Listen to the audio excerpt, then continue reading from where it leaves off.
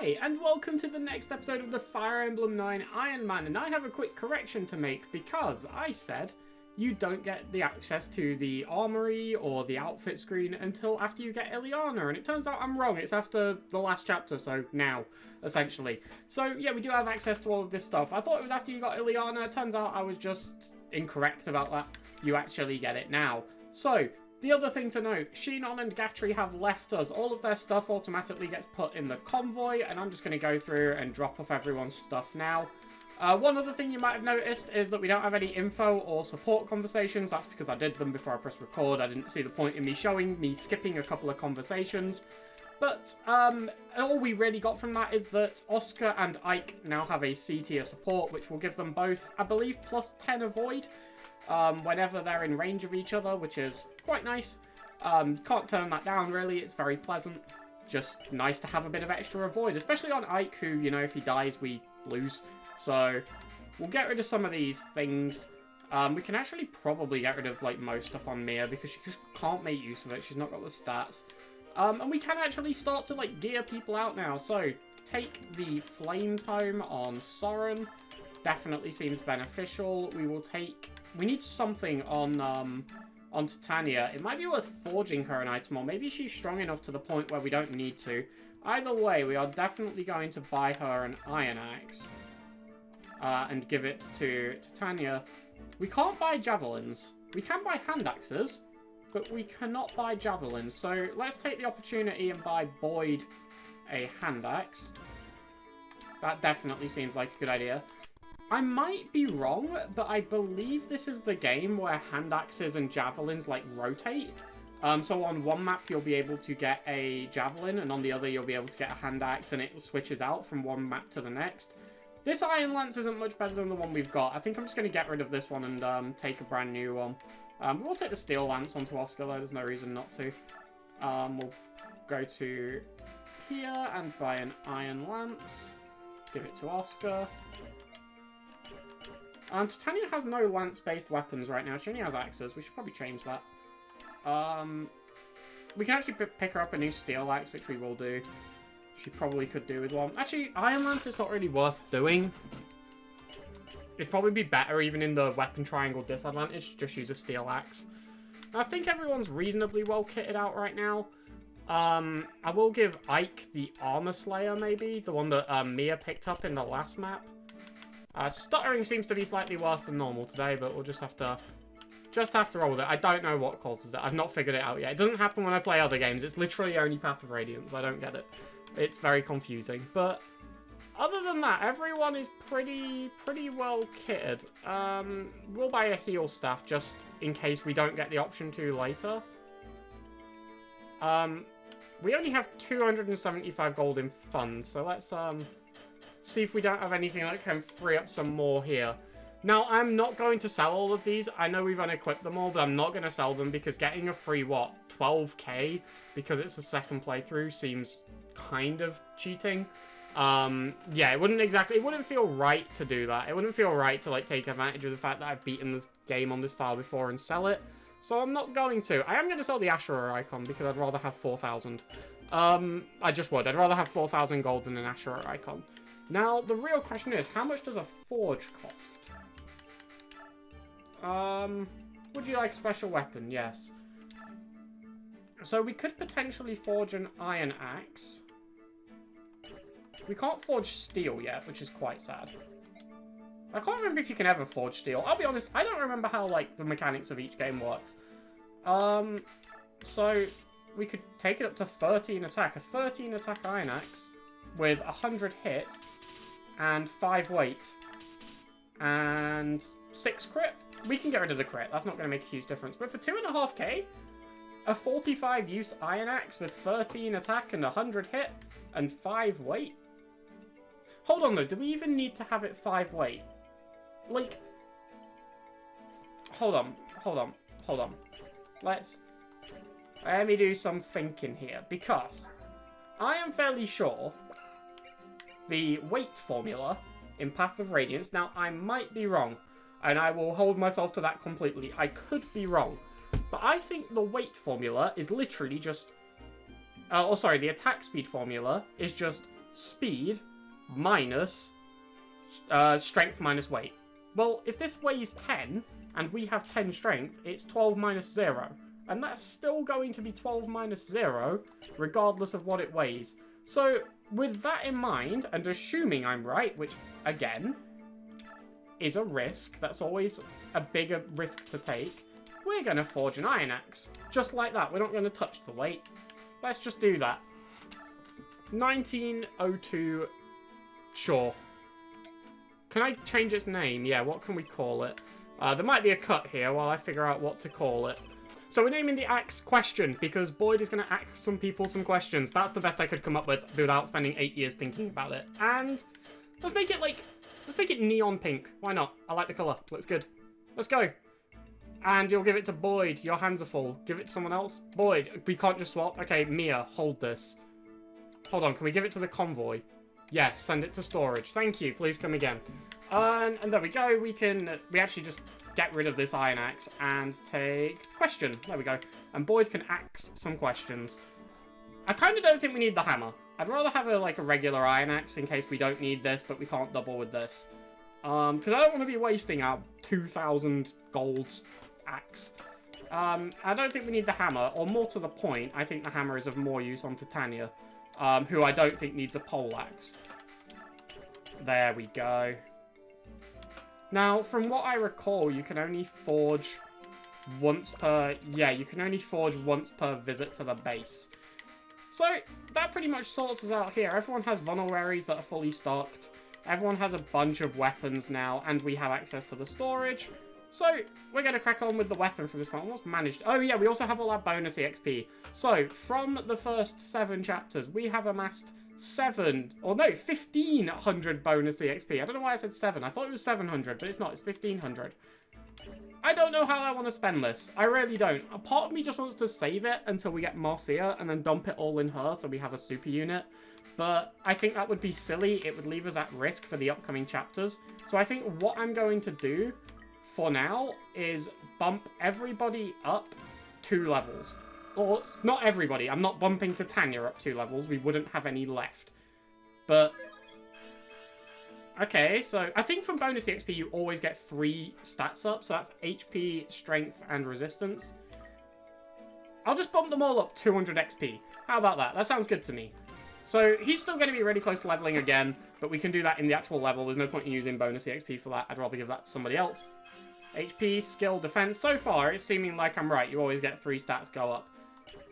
Maybe that's not true. Maybe I've made that up, but I'm not sure. I think it's true. So we will bump Boyd up. So yeah, we're just going to dump 200 EXP into Oscar, Boyd, Soren, and Ike. Those 4. Boyd got 4 levels up, so evidently I was wrong. But that's speed up. Very appreciated. Come on. Another good one, please, if possible. HP, speed, not great. It is 6 stats in total, and speed went up twice, though, so we can't complain too much. We don't need to level Reese up, but we will pump some into Ike, because keeping him leveled is obviously crucial to keeping the run alive. And we might as well use some of this bonus XP we spent time amassing, right? Strength, luck, HP, we'll take it. It's not terrible. And we'll do one more here. I might leave Soren, honestly. I'm tempted to leave Soren. Or maybe just do Soren 1. I do want a decent chunk of bonus EXP available. HP, Strength, and Resistance is quite good. Strength going up is always nice. We'll do Soren up to level 6 and see how it looks. A bit of stutter just as the level up kicks in. 4 stats, magic and speed both going up. We can't complain. Cannot complain at all. And once more. How much do we have left? 808. This will take us down to 713. Yeah, we'll do it. 713 is enough, I think, to pump Marcia up to being incredible when we get her. It should do, anyway. And we've got a couple more levels before then, too, so we'll get some from that, hopefully. HP and magic. Magic going up is always nice. It's really weird that we haven't had any strength ups on Soren yet. It means that, he's still bearing the full weight of his weapons, but whatever. No big deal. And the other thing I want to do is take this off of Boyd. Just go away. I don't like biorhythm. It really annoys me. I don't want it. And yeah, I'm just going to pretend it doesn't exist and get rid of that. So that pretty much sums up all of this up here. Let's just progress, I guess. No point in saving because it doesn't make a difference. We can't redo the level anyway. Skip this, and we can actually play the level 10 minutes into the recording. Maybe slightly less because of that pause I took to name it, but you know what I'm saying. So, we're under attack. We're under attack big time, and the bonus EXP on this level is to not deploy units. You get 50, I believe, for every unit you don't deploy, which makes it very tempting to leave Mia off of the list, because there's 3 one-tile choke points we essentially need to hold, and she really just isn't going to help. I don't want that to sound harsh, but I don't see what she's going to contribute here. But that being said, if she does contribute anything, it could be crucial, which makes it quite tough to figure out what to do. Now, we do have Ileana up here too. I believe you get her by talking to her with Ike. If I'm wrong, that's going to be embarrassing, but I believe it is talk to her with Ike. Maybe it's Reese. Wait, I can't remember. We'll figure it out as we go. But we've got a pretty stacked, like, 3 units here with Boyd, Ike, Oscar, Titania. They're all in a pretty good spot. Soren should be able to output some good damage for those magic boosts he got. I'm gonna leave Mia behind. I don't think that we need her. That could prove to be fatal. But I think that's the correct call. Now, my plan, in general, and I don't know if this is going to work, so we may struggle, is to have Boyd, Oscar, and Titania hold one of these sides each. From the looks of things, Titania might have to take this side because there's mages and armor knights and no one else is going to do any damage to them. There's a bunch of cavs down here, which makes me think that Oscar should probably... Actually, these all have lancers. They pretty much all have lancers. There's a couple with axes. And 1 with a sword from the... Oh, 2 with swords, 2 with lancers, 2... Okay. So it makes no difference. We can't weapon triangle them. I might leave Boyd here. And then put Oscar on this side with Ike, because these have a support, which will give her Void. We can potentially hold this as a double choke point to reduce the damage on them as well. And then retreat to here if we need to. I think that's the play. So, we'll move Oscar over here, Titania over here, and that should be good, I think. So, without any further ado, let's get into it. Let's begin. Everyone's been kitted out. Boyd's got a monster of a weapon. I'm going to allow him the option to back off during the fight. We're just going to equip a hand axe, I think, because there is a couple of javs coming for him at this angle. And he's going to potentially get attacked by 3 people. Actually, he might potentially get attacked by 6 people. I might have immediately gotten Boyd killed. And with that in mind, and the fact that nobody on this side is looking actually too threatening, they're going to be hard to kill, but they're not actually terrifying me. I kind of regret this immediately. We could do this, though.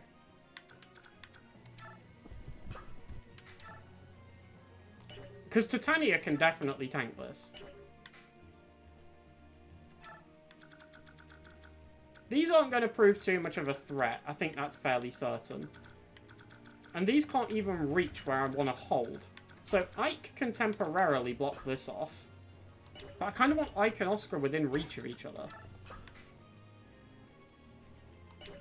Oh god, I made a right pig's ear of this. Let's go. Right, Oscar this side with an Iron Lance. Ike, back him up. So I think they have to be within 3 squares of each other to give the bonus, so we could potentially have like one of them here and one of them here, and that would work. We're just going to leave this side open for now because they can't actually progress that far, and we'll rotate these 2 over there. Boyd can go over here, potentially. I don't know. I don't know. This is going to be a difficult level. I actually do love this level, though. I have to be honest. I do really like it. I'm also going to zoom out a little bit, give us a bit of a better view. Let's end this turn. Let's see the chaos that we're about to cause. So this guy misses, but Boyd has 40 health. Why was I worried? Literally, he can take attacks from 6 people. He doesn't care at all. He's just going to kill them all. The only reason he won't kill them all is because they're going to run away and heal on a priest.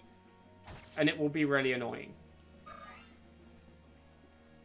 So, yeah, they're all just going to take an absolute pound in. This guy's going to go in for Titania, who's just going to slap him back with a hand axe, I assume. Or miss with a hand axe. Wouldn't have killed anyway, so we can't be too upset. But that does level Titania up. And that is something we're always going to be happy about. Pushes Titania to level 4. She gains strength, skill, speed, luck, and HP. Very nice. Very, very nice indeed. This guy's going to come in, try and take her out, but he's going to do 3 damage, which isn't enough, and he gets crit in response. Titania's putting in the finest work right now. Beautiful stuff. Is that a poleaxe? Kind of looks like a poleaxe. The damage looks like it might be a poleaxe. Oh, counter! Counter did something. Nice. Is she going to double? She is going to double, and she misses. Okay. I got excited. For nothing. He just dodged. Okay, I feel fairly confident that Boyd can literally just wipe the floor with everyone here. Titania did take a decent chunk of damage, but also missed a lot.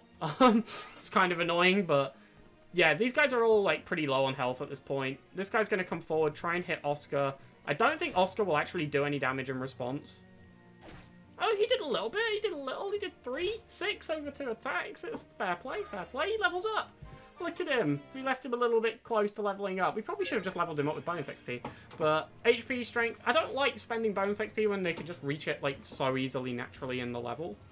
I don't know. It feels bad to me, but maybe that's just me being like dumb and like scared of wasting bonus XP. Probably is the case. Okay, there are a lot of enemies on that right-hand side. Oh my god, they're all going that way. Okay, we need to throw Titania over there, probably. We definitely need to get someone over on this left-hand side, too. Ileana is moving around. There are archers, like, all over the place, which makes using Soren quite difficult. Because, like, if these two get shots in on Soren, which they can do because this guy has a longbow, we're screwed. To put it simply, we're literally just screwed. Like, Soren's gonna die. The only side where there are no archers is this bottom side, but I think Titania needs to get over to this right-hand side, like, immediately.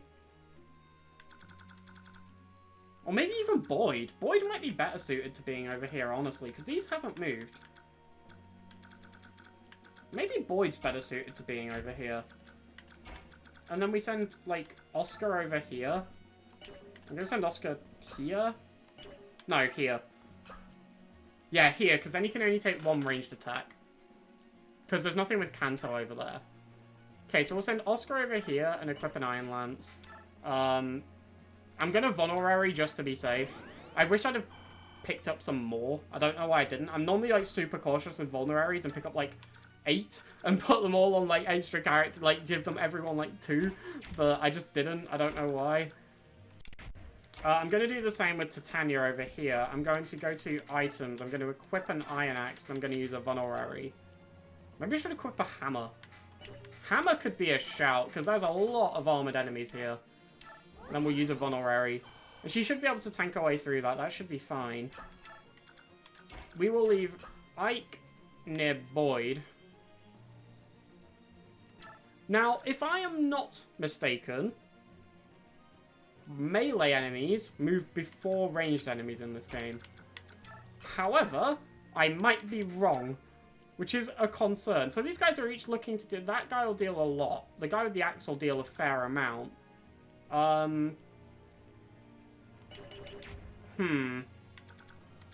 Little bit sketchy, I'm not gonna lie. This guy is looking to come in for some heals. The thing is, right, these two will deal 5. So even if these 3 all dealt, like, 9, we would die at max health. Oh. That's bad. I'm going to move forward and throw a hand axe at the guy who's looking to deal the most damage. Maybe that's risky. This is going to be a slow level. I'm just going to warn you in advance. This might be a 3-parter. Because it's incredibly easy to lose units on a level like this, where, like, you've just got a bunch of different chokes to hold and you have to juggle around who's defending what. I'm going to dial Boyd back here. That's going to lead to Ike getting attacked. That's actually kind of fine, though. Ike can eat some javelins. We can just shove Ike out of the way if we wanted, but I'm going to use a vulnerary. The problem is that we can't really use Reese to heal anyone because it will leave him in range of archers or javelins or other stuff. This game is very, very trigger happy on its ranged weaponry. I also think these super low health guys might just run away. Which means that we wouldn't be in too much danger at all. Reese for now is just going to sit on here and wait. Soren can't really do anything right now because, again, if we move Soren here and Soren eats attacks from, like, 2 archers, Soren's dead. Like, there is no two ways about it. That would kill Soren easily. So we're just going to have to leave this for now and hope that all of our frontliners can actually eat these hits. And yeah, here we go. We see these guys starting to dash off and start to heal.